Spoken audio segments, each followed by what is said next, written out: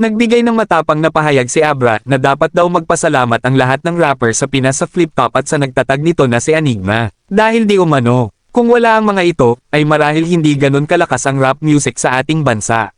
Lahat ng MC, kahit hindi nagbabattle, dapat lahat ng rapper, hands down sa Flip Top at ibigay yung flowers niya. Talaga. Real talk. Self-explanatory. Nice.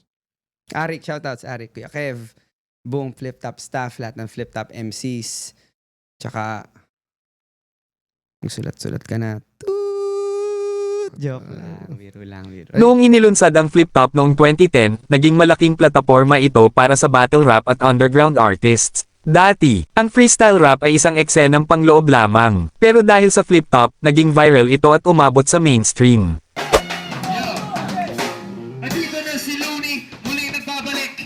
Ito ay tsura ni Ninoy Aquino pag nag-addict. Pag ako ang kalaban mo, wala akong pake.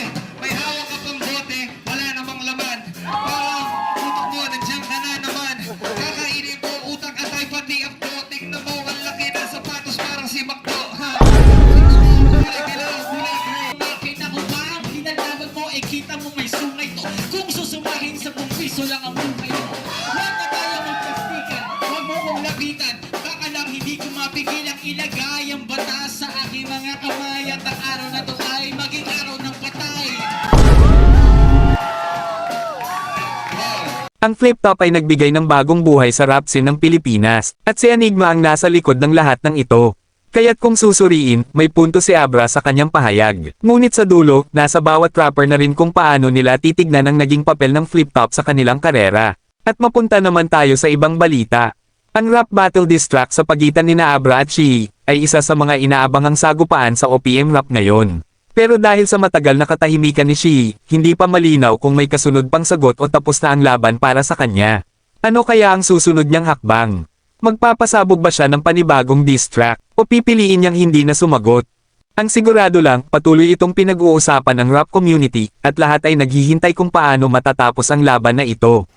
Wala din eh. Madali kasi si Ugok eh. Ang ganda sana kung 30 seconds to video game. maganda sana kung inayos niya eh. Hindi ko naman siya pinagmamadali.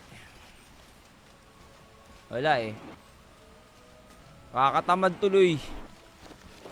Wala na akong gana.